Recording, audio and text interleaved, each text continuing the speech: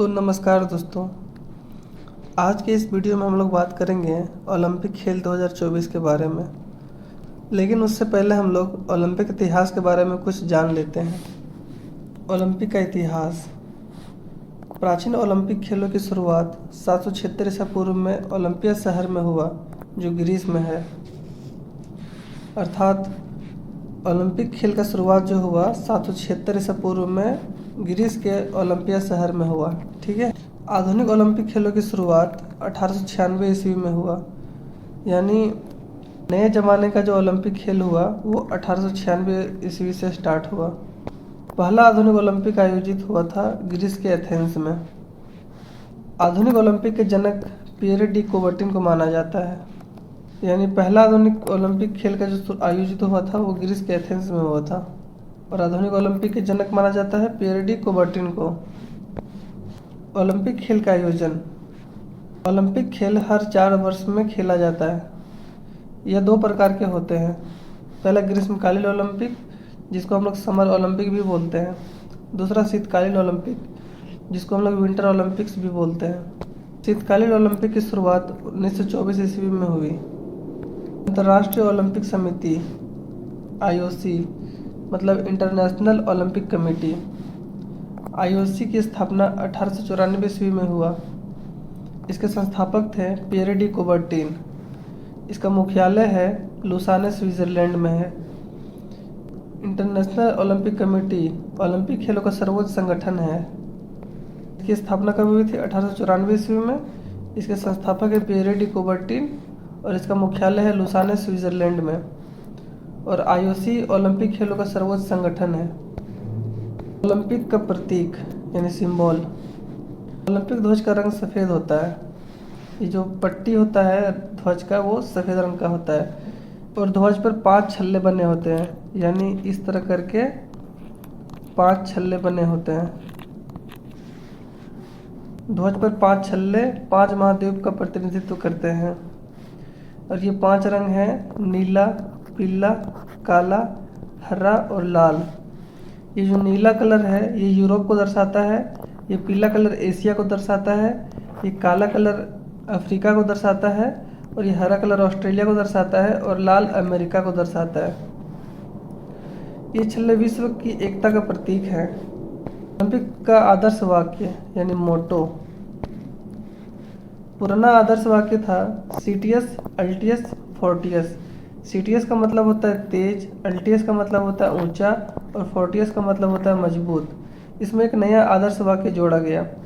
सीटियस, altius, Fortius ये तीनों पहले से ही था, लेकिन ये कम्युनिटर बाद में जोड़ा गया, जिसका मतलब होता है एक साथ। ओलंपिक मशाल। ओलंपिक मशाल की शुरुआत 1936 ईस्वी में बर्लिन ओलंपिक से स्टार्ट हुआ। मशाल प्रज्वलन होता है ओलंपिया ग्रीस शहर से। मशाल का प्रज्वलन होता है ये ग्रीस का जो ओलंपिया शहर है वहाँ से होता है। मशाल खेल, भावना और शांति का प्रतीक है। ये जो मशाल है खेल, भावना और शांति का प्रतीक है। ओलंपिक पदक। 3 प्रकार के पदक पाए जाते हैं इसमें। स्वर्ण पदक, रजत पदक और कांस्य पदक। ये स्वर्ण पदक पूरे तरह सोने का नहीं होता, बस खाली कलर होता है, इसमें सोने का पन्नी चढ़ाया जाता है। भारत और ओलंपिक।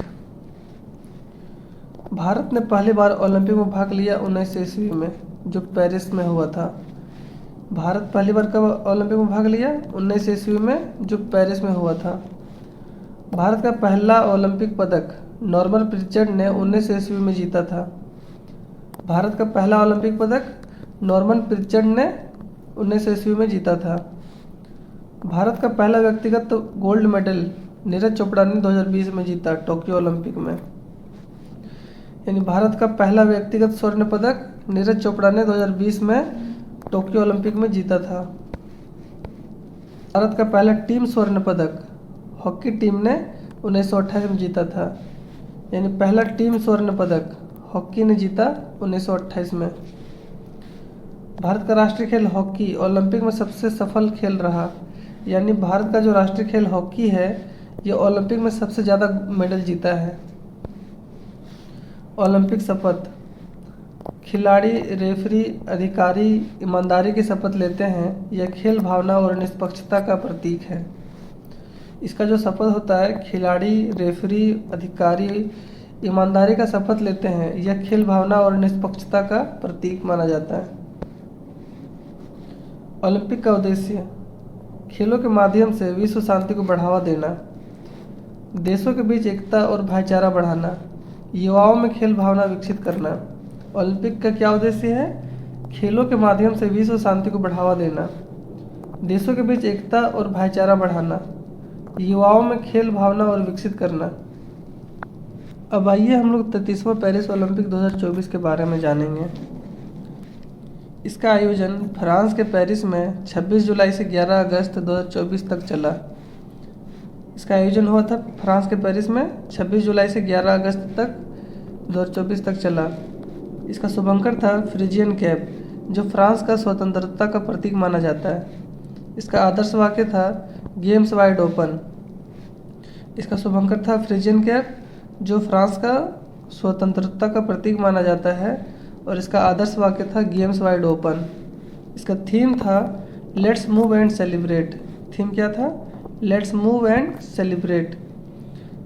इसमें कुल 32 खेल खेले गए और 329 स्पर्धाएं हुई, जिसमें 206 देशों ने भाग लिया।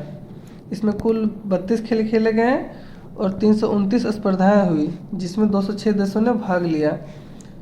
भारतीय दल से 117 एथलीट गए थे, जिसमें 16 खेलों के 69 स्पर्धाओं में भाग लिया। भारतीय दल में 117 एथलीट थे, जिसमें 16 खेलों के 69 स्पर्धाओं में भाग लिया। 4 शामिल नए खेल: breaking, sport climbing, skateboarding and surfing. इसमें 4 खेल जोड़े गए: breaking, sport climbing, skateboarding and surfing. Bharat के सेफ डे मिशन यानी मिशन का प्रमुख गगन नारंग थे।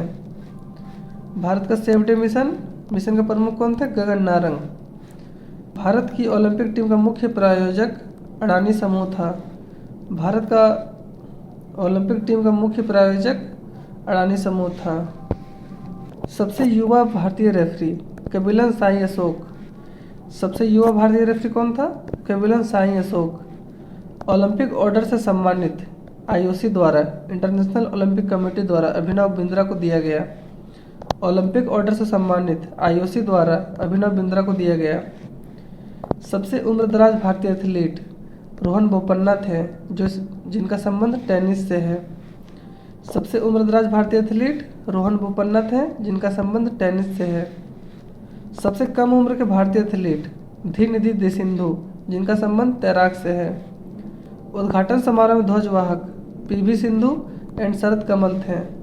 उद्घाटन समारोह में ध्वजवाहक पीवी सिंधु एंड शरद कमल थे।